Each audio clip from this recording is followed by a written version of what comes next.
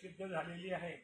तो ढाबा त्यामुळे प्रसिद्ध झालेला आहे. आणि असो अशा या पद्धतीने या भागामध्ये येत असताना अनेक गावाला आम्ही पूर्वी कीर्तनाला देखील आलेले आहोत. पारनेर असेल, शिरनेर असेल, अंबड असेल आणि अशी कीर्तन करत असताना यावर्षीही सर्वांच्या मनामध्ये आलं की आपण संस्थेची दिंडी काढावी. अकोले जिल्ह्यामध्ये बाळापूर तालुक्यामध्ये ज्ञानपीठ टाकडी हे गाव आहे. त्या गावामध्ये योगीराज गजानन महाराज यांचा आश्रम काढलेला आहे. 2010 मध्ये गजानन महाराजांची मूर्ती प्राण प्रतिष्ठा केली. तेव्हापासून दिंडी काढावं 16 वर्ष निघून गेली. कळलेच नाही ते 16 वर्ष निघून गेले असताना पूर्वी आम्ही रुक्ताल महाराजांच्या दिंडीमध्ये चालायचं. या वर्षीही सर्वांच्या मनामध्ये आलं. आमचे प्रशांत महाराज असतील, अमोल महाराज असतील आणि स्वरांजली सवणवाली संतोष भाऊ यांनी सांगितलं की महाराज आम्ही 4-5 जण दिंडी काढणार आहोत. म्हणजे तुम्ही जर काढत आम्ही तुमच्या दिंडीत येणार आहोत. दिंडीला एवढं स्वरूप आलेलं आहे आणि मुक्काम एवढे खास लागलेले आहे. आजचा मुक्काम आपला दुपारून 12 वाजता फोन केला. 12 वाजता फोन केला असताना, कारण रात्री आपला मुक्काम होता गणेश पाटील यांच्याकडे जालन्याला. त्यांचे सोयरेस लागतात की भावकीतले लागत असल्यामुळे, सोयरे लागत असल्यामुळे तरीच त्यांनी फोन केला, महाराज तुम्ही टेन्शन घेऊ नका. आणि गणेश भाऊचा आणि आपला जीवाभावाचा एक संबंध आहे जालन्यावाल्यांचा. त्याचं कारण आहे कारण पंढरपूरला पांडुरंगाच्या मंदिरामध्ये आपल्या गजानन महाराज मठ टाकडी अकोला म्हणून ग्रुप असतात सेवेला. त्या ग्रुपमध्ये गणेश भाऊ असतात आणि त्यांना हा आपल्या सर्व वारकऱ्यांचा त्याचा परिचय असल्यामुळे त्यांनी सांगितलं महाराज अजिबात टेन्शन घेऊ नका. खरंच जर सांगायचं झालं ना पाटील तर पहिल्या दिवसापासून मला फक्त लालवाडीचंच टेन्शन होतं. कारण लालवाडीचा नंबरच नव्हता. काय करावं आणि गजानन महाराज एवढे समर्थ आहे की त्याने मला टेन्शन मुक्त केलेलं आहे. मुक्काम एवढा खास मिळालेला आहे. खरंच एकदम म्हणजे वारकऱ्याला पोषक. आणि वारकरी आता आपले 30च आहेत, पण मात्र वारकरी 300 जरी आले तरी व्यवस्था करणारी मंडळी आहे. हे माझा आत्मविश्वास या वर्षीच्या वारीमध्ये वाढलेला आहे. आणि खरं म्हणजे पांडुरंगाचे लय उपकार झाले. काय तुझे उपकार सांगू पांडुरंगा, पांडुरंगा तुझे उपकार काय सांगाव रे. आम्ही जाण्याच्या आधी तू आमची व्यवस्था लागते. 30-30, 20-20 वर्षापासूनचे मुक्काम लागले नाहीत काही काहींचे एवढे खास. आणि आपले जे मुक्काम आहेत ना, तुम्ही पाहून राहिले पंढरीपासूनच सर्व वारकऱ्यांकडे आणि प्रेमळ लोकांकडे. असं आणला की ते मग आपल्या भागातलेच असल्यामुळे लावखेळ ते तो वारकरीच आहेत स्वतः. म्हणजे सोमठाणे दिंडीमध्ये चालणारी मंडळी आहे. पण उदयनगर म्हणजे उंदरीपासून तुम्ही पाहून राहिले एवढे प्रेमळ लोक. आणि हे लोक वास्तविक पाहता यांनी मला पाहिलेलं नाही, मी यांना पाहिलेलं नाही. आपल्याला मुक्कामाचे घर माहिती नाही, काही माहिती नाही, पण भेटल्यानंतर असं वाटते यायचा आपला अनेक जन्माचा संबंध आहे का काय मालूम, किंवा अनेक दिवसापासूनची आपली दिंडी यांच्याकडे आहे असं वाटतंय. ज्या अर्थी असं वाटतंय त्या अर्थी आमचे गुरुजी गुरुवरी तुकाराम बाबा नेहमी म्हणत असतात, एखादी व्यक्ती पाहिली असताना त्या व्यक्तीच्या विषयी जर अंतकरणामध्ये प्रेम असेल तर समजून चालावं या व्यक्तीचा आणि आपला आधी काहीतरी जन्मामध्ये संबंध आलेला होता त्यामुळेच. आणि वारकरी एवढे चांगले आहेत, खूपच चांगले. सतत भजन चालू असते. कारण पहिली मालिका, त्यानंतर श्रीराम जयरामचा जय, हे मंडळी एवढी आहे भाऊ. तुम्ही आल्याबरोबर पाहिलं हनुमान चालीसा, श्रीराम जयराम जयराम चालूच राहते. मला तर असं वाटते आपल्या दिंडीचं नाव गजानन महाराज आश्रम टाकली तर आहे, पण श्रीराम जयराम भजनच ठेवावं का काय मालूम, एवढे गोड भजन करत असतात. चला. आणि अशा लालवाडी सारख्या ग्रामामध्ये आपलं मातोश्री पर्यटनामध्ये इथं आपला मुक्काम आणि त्या निमित्तानं प्रवचनरूपी सेवा, सेवेकरता निवडलेला श्लोक 4थ्या अध्यायातील 34 क्रमांकाचा आहे. या श्लोकाद्वारे भगवान अर्जुनाला हा ज्ञान प्राप्तीचा उपाय सांगत आहेत. अर्जुना, तुला जर ज्ञान लागत असेल तर ज्ञानाचे तत्वदर्शिनी आहेत त्यांच्याकडे गेला पाहिजे. जाऊन काय केलं पाहिजे? प्रणिपात, प्रश्न आणि सेवा. प्रणिपाताने नम्रता करते, प्रश्नाने अधिकार करते आणि सेवेनं निष्ठा करते. प्रणिपात, प्रश्न आणि सेवा केल्यानंतर ते काय करतील? उपदेशंती, ते उपदेश करतील. उपदेश आपले मुद्दे झालेले, उपदेश कोण करावा, कशाला कसा करावा, हे मुद्दे आपण मांडलेले आहेत. उपदेशंती ते ज्ञान, संत जीवाला ज्ञानाचा उपदेश करतील. उपदेश ज्ञानाचा, उपदेशंती ते ज्ञानम आहे ना, ज्ञानाचा उपदेश करतील ते. महाराज आम्ही प्रणिपात करावा, प्रश्न करावा, सेवा करावी, आणि ते आम्हाला उपदेश करतील ज्ञानाचा. आमच्या जीवनामध्ये ज्ञानाची काय गरज आहे? प्रत्येकाला शंका येईल नाही, कारण एवढं अवघड साधन आहे ना. पहिल्यांदा ते भेटायला पाहिजे. पुढे सांगेल मी मुद्दा. प्रणिपात, प्रश्न आणि सेवा एवढं केल्यानंतर ते आम्हाला उपदेश करतील, आणि ते ज्ञानाचा करतील. आम्हाला अन्य उपदेश का करत नाहीत? ते नाहीत करणार. अन्य उपदेश करून तरी काय होणार आहे? पण मग आमच्या जीवनामध्ये ज्ञानाची काय गरज आहे? 4 मुद्दे मांडून जाईल मी तुमच्या पुढे. आपल्याला जन्म मरण होण्याकरता ज्ञान पाहिजे, मोक्षाकरता ज्ञान पाहिजे, संसाराकरता ज्ञान पाहिजे, आणि मोठेपणा मिळवण्याकरता देखील ज्ञान पाहिजे. एक मुद्द्याचं थोडक्यात विश्लेषण. आपल्याला जन्म मरण रहित व्हायचं आहे. जन्म कशामुळे आहे? जन्म घेणे लागे जन्माला कारण आहे वासना. वासनेले कारण काय आहे? अज्ञान. म्हणजे संतांकडे गेलं, प्रणिपात, प्रश्न, सेवा केली की ते ज्ञानाचा उपदेश करतील. ज्ञानाचा उपदेश झाला की आपलं अज्ञान जाणार आहे, अज्ञान गेलं की वासना जाणार आहे, आणि वासना गेली की माणूस जन्म मरण होणार आहे. जन्म मरण होण्याकरता वासना घालावं लागेल, वासना घालवण्याकरता अज्ञान घालावं लागेल, अज्ञान घालवण्याकरता ज्ञान मिळवावं लागेल, आणि ज्ञान मिळवण्याकरता प्रणिपात आणि प्रश्न आणि सेवा करावी लागेल. म्हणजे जन्ममरण होण्याकरता ज्ञानाची गरज आहे. काही म्हणतात महाराज आम्हाला ज्ञानाची काही गरज नाही, आम्हाला मोक्ष पाहिजे. मोक्ष, महाराजांनी त्या दिवशी मोक्षाची व्याख्या सांगितली. अत्यंतिक दुःखाची निवृत्ती, परमानंदाची प्राप्ती, कैवल्यांना मोक्ष. महाराज ही व्याख्या मला आवडली नाही. सोपी सांगायच्या पेक्षा कायमची दुःख निवृत्ती आणि कायमची सुख प्राप्ती याला म्हणतात मोक्ष. ही सोपी व्याख्या आहे. या वेदांती लोकांची वेगळी व्याख्या आहे मोक्षाची. हे आपल्या वारकऱ्यांची साधी व्याख्या आहे. कायमचं दुःख जावं आणि कायमची सुख प्राप्ती. असं कोणाला वाटतंय का? वर्षातून महिनाभर आपण एखाद्या हॉस्पिटलला असावं म्हणून वाटतंय का? कोणाला वाटत नाही. म्हणजे आपल्याला कायमचं सुख असावं हे प्रत्येक जीवाला वाटतंय. यालाच मोक्ष म्हणतात. म्हणजे मोक्षाकरता, कारण ज्ञानेविन मोक्ष नाही हा सिद्धांत वेद बोले हात उभारुनी, ज्ञानाशिवाय माणसाला मोक्ष प्राप्त होत नाही. म्हणून मोक्षाकरता देखील ज्ञान पाहिजेत असते. ज्ञानाकरता प्रणिपात आणि प्रश्न सेवा करावी लागते. कारण आम्हाला हे नको मारा मोक्षाची इच्छा तुमचा, आम्हाला काही आमच्या जीवनामध्ये मान मिळाला पाहिजे. मान, मोठेपणा मिळाला पाहिजे आम्हाला. मोठेपणा मिळवण्याकरता देखील ज्ञानाचीच गरज आहे. परिचयाचं उदाहरण, विवेकानंद स्वामी शिकागोला गेले, आणि तिथे गेले असताना प्रत्येकाला आपापला धर्मग्रंथ नेला. धर्मसभाच होती.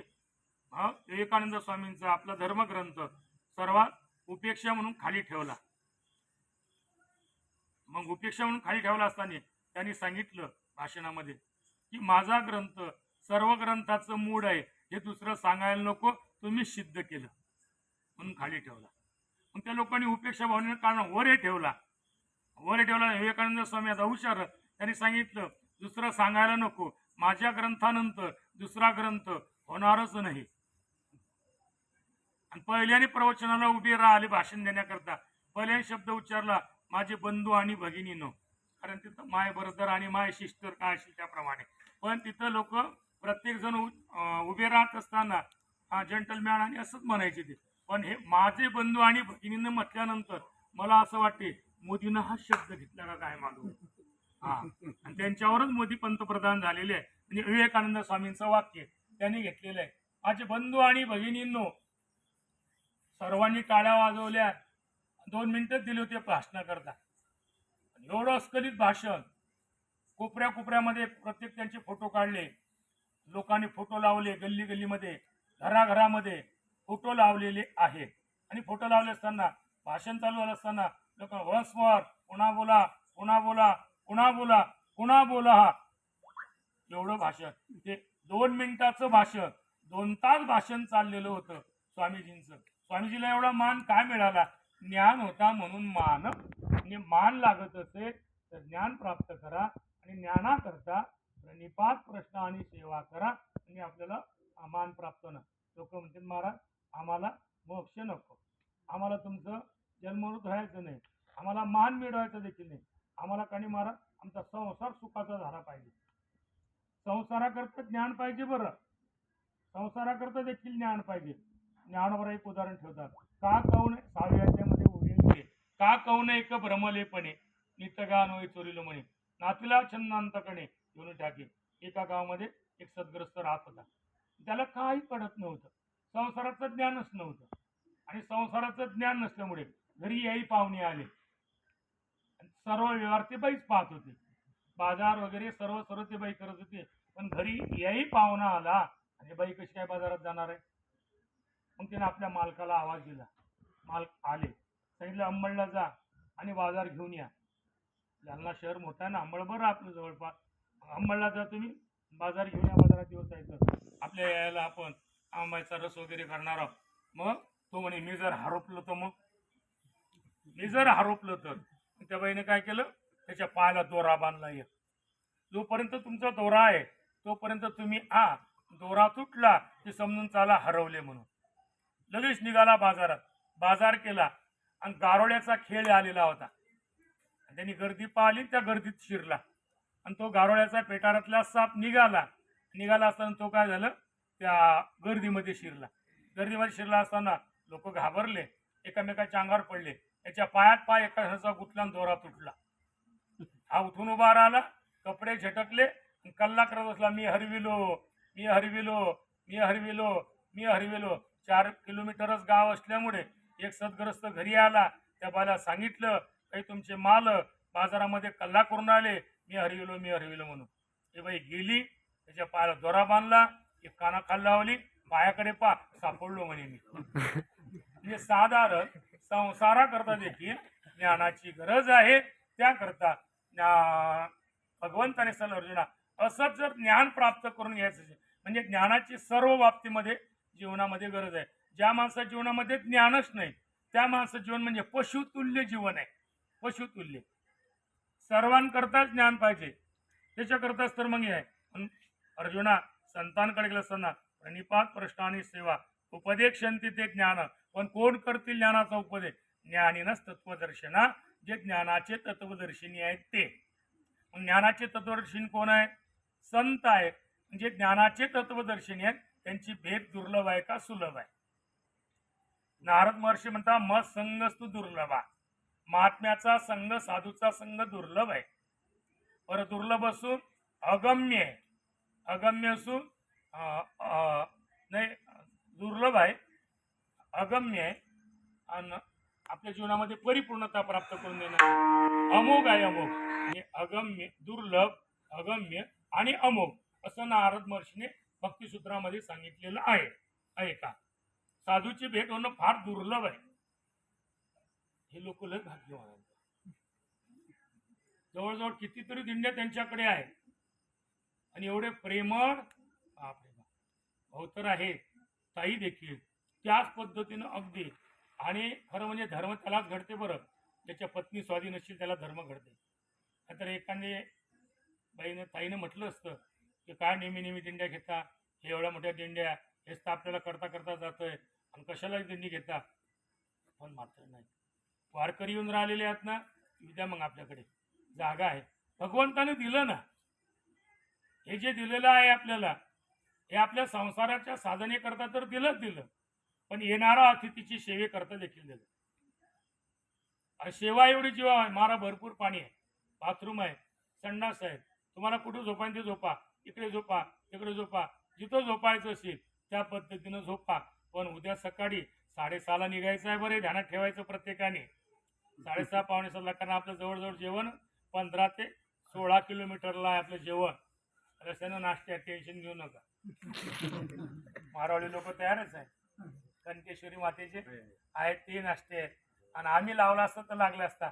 दत्त हॉटेलवाले आमची ओळखीचे, ते आमच्या भागातल्या चिखलीचे, अंबोरे. हा मरे तर ओळखीचाच आहे, पण म्हटलं मुद्दामून नाही, कारण एखाद्या दिवशी पोटाला आज किती झाले साहेब माहिती आहे का, आज 3 खेप नाश्ता झाला आणि डाळबट्टीचं जेवण होतं, तरी आम्ही तुमच्याकडे आल्यानंतर आनंदच वाटला. चला आपल्या तिकडे नाही जायचं. मला असा भाव सांगायचा, जे ज्ञानाचे दर्शन आहे त्यांची भेट दुर्लभ आहे, भेटणारच नाहीत का. साधू भेटण्याकरता 3 गोष्टी: भगवंताची कृपा, पूर्व पुण्य आणि चित्ताची तळमळ. चित्ताची तळमळ पाहिजे, पूर्व पुण्य पाहिजे. साहेबांपेक्षा खरं म्हणजे यांच्या आई वडिलाची पुण्य असं, म्हणून मातोश्री हे टाकलेलं आहे. खरंच आहे, कारण शुसुलो मातृपुण्येन पितृपुण्येन चातुरा दातृत्व वंश पुण्येन आत्मपुण्येन सभाग्यता. मुलगा सुशील आहे, आईची पुण्य आहे. मुलगा हुशार आहे, बापाची पुण्य आहे. मुलगा दानशूर आहे, वंशाची पुण्य आहे.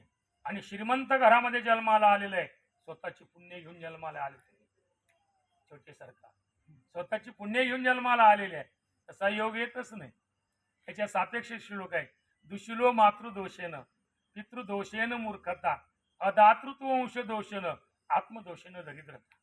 ऐका, मुलगा दुःशील आहे, आईचा दोष आहे. तुकोबड्याचं स्पष्ट प्रमाण आहे: सत्यतया वेळी घडला व्यभिचार. मुलगा दुःशील आहे, करून ते करते, खाऊन येते खाते, पाहून येते पाहते, लावून येते, समजून झाला आईचा दोष आहे. मुलगा मूर्ख आहे, बापाचा दोष आहे. मक्खी चूज आहे, सप्तेची पावती फाडून वर्गणी देत नाही. तुम्ही आपण सप्ते करणारच लोक, वंशाचा दोष आहे, द्या वाटत नाही. काही काही लोकांकडे भरपूर आहे आहे, पण द्या वाटत नाही. उजव्या हाताने कावळा का वाटत नाही त्यांना. दारी आलेल्या अतिथीला, दारी आलेल्या कुत्र्याला कुटका टाका वाटत नाही. वंशाचा दोष आहे ना, कसं काय द्या वाटेल. दरिद्र कुळामध्ये जन्माला आलेले आहे, समजून त्याला स्वतःचा पाप आहे. ज्या अर्थी आहे त्या अर्थी साहेबांच्या जीवनामध्ये 5 गोष्टी आहेत: भगवान पंढरीशेची कृपा आहे, साधू संतांचा आशीर्वाद आहे, त्यांच्या आई वडिलाची पुण्य आहे, त्यांचे प्रयत्न आहेत आणि प्रारब्ध अनुकूल आहे. त्यामुळे सर्व अनुकूलता त्यांच्या जीवनामध्ये लाभलेली आहे. तर तिकडे जायचं आहे. साधू भेटण्याकरता पूर्व पुण्य पाहिजे. पुण्य फळले भाग्याचा उदय. हा, पूर्व पुण्य जरी अनंत जन्माची सुकृत पदरी, किंवा पूर्व पुण्य ज्याची असेल गाठी त्यालाच भेटी साधूची होत असते, अन्यथा नाही. म्हणजे पूर्व पुण्य पाहिजे. त्यानंतर भगवंताची कृपा पाहिजे. बहु अवघड आई संत भेटे तरी जगाची ती करुणा केली. जगाचा माल ज्या दिवशी कृपा करेल ना, त्या दिवशी वारकरी साधू आपल्या घरी येत असतात. त्यानंतर चित्ताची तळमळ पाहिजे. किती तळमळ हो वा, मला नवल वाटली होती. 12 12:30ला फोन आल्यानंतर एवढी व्यवस्थित पंगत, म्हणजे शेव म्हणजे शेव, जी आपले बुंदी, आमटी, एकदम आमटी जेवताना असं वाटतं की बाजरीची आमटी आहे का काय मालूम, प्रसिद्ध आमटी बाजरी, म्हटलं ती आहे का काय मालूम. व्यवस्थित त्या पद्धतीनं म्हणजे तळमळ आहे. कधी वारकरी येतील. फोन केल्यावर त्यांनी विचारलेले किती लोक आहेत काय, ती द्या फक्त. फोन केल्याबरोबर चला, म्हणजे चित्ताची तळमळ आहे. त्यावेळेला भेटत असतात. म्हणजे भेटले, दुर्लभ असणारे भेटले. आता पण अगम्य आहे, कळत नाही. ज्ञानोबरायपासून फार म्हणजे गाडगे महाराज पर्यंत जे संत होऊन गेले, गजानन महाराज पर्यंत समाजाला कळले नाही. ज्ञानोबराय जर समाजाला कळले असते तर आळंदीकरांना आळंदीत राहू दिलं असतं, मधुकरी वाढली असती. ज्या अर्थी मधुकरी वाढत नाही त्या अर्थी कळले नाही. त्यानंतरचे संत नामदेव महाराज स्वतःच्या मायबापालेच कळले नाही. नाम्या लोकांची पुरे संसार करते, आमची फजिती केली नाम्या, आमची कुणी नव्हती ऐसे. आपण दररोज म्हणतो गण आणि गोत्र सर्व हसत आती गेले याचे मनुष्य, पण त्याने सांडियली लाज पिनवी तो शिंपे नामा. म्हणजे कळले नाही. नाथ महाराज जर समाजाला कळले असते, जवळच पैठण 44 किलोमीटर शिल्प होते. हा, जवळच पैठण, म्हणजे हे पाहिलं पैठण जवळच आहे या लोकांना. नाथ महाराज जर समाजाला कळले असते तर 108 वेळा थुंकणारा माणूस तयार केला नसता. तुकोबरा जर कळले असते तर मम्माजी बाणू भरकीर्तनात काट्यानं मारलं नसतं. गजानन महाराज जर लोकांना कळले असते, आता लय लोक आपल्याला जीव घालतात त्यांच्या नावावरती, पण मात्र उसानं मारलं नसतं. गाडगे महाराज जर लोकांना कळले असते, गावं झाडू दिले नसते. म्हणजे संत हयात असताना कळत नाही, अगम्य आहे. आणि अमोघश्य कळले तर अधिक काय झालं पाहिजे. आपल्याला माडकरी केलं, वारकरी केलं, ताडकरी केलं, आता आपण फडकरी झालो. फडकरी झालो आता आपण, दिंडी काढली ना आपण. आतापर्यंत आपण माडकरी होतो, वारकरी होतो, टाळकरी होतो, पण आता आपण फडकरी झालेला आहोत. त्यामुळे अधिक काय द्यायला पाहिजे उभा, म्हणून अगम्य अमोघस्य दुर्लभ आहे. असे दुर्लभ असणारे संत भेटले की ते उपदेश करत असतात. ज्ञानीनच तत्वदर्शना, जे ज्ञानाचे तत्वदर्शन आहे. महाराज पण ते ज्ञान कसं आहे, ते ज्ञान पैगा बरवे. ते म्हणजे कोणतं, कारण ते शब्द आला ना, मराठी आहे. ते कोणतं म्हणजे जीवाला उद्धाराला कारणीभूत असल्यामुळे ते ज्ञान बरोबर. हा, बाकीचं ज्ञान तर आहे. संसारिक लोक म्हटले की खावं प्यावं ल्यावं हे ज्ञान प्रत्येकाला आहे. ते ज्ञान उद्धाराला कारणीभूत नाही. ते ज्ञान उद्धाराला कारणीभूत आहे अध्यात्म ज्ञान नित्यत्व तत्वज्ञानार्थ दर्शन. जे कारणीभूत अध्यात्म ज्ञान उद्धाराला ते ज्ञान बरोबर आहे. हा, हे विज्ञानाचं ज्ञान, ऐतिहासिक ज्ञान उगला. याच्यापेक्षा खाया प्यायचं दुकानाचं व्यवहाराचं सर्व ज्ञान सर्व लोकांना आहे. पण ते ज्ञान पैगा बरवे, ते ज्ञान बरं आहे. बरवा आहे, चांगलं आहे. बरव या शब्दाचा अर्थ आहे चांगला आहे. तीन गोष्टी चांगल्या त्याच्या जगामध्ये, ज्ञान चांगलं आहे, नाम चांगलं आहे आणि ज्ञान चांगलं आहे. नाम चांगलं आहे, नाम बरवया बरवंत, देव बरवा आहे तो हा विठ्ठल, आणि ज्ञान बरवा आहे ते ज्ञान पैगा बरवे. जरी जरी कधी असते, तरीच्या नंतर जरी असते.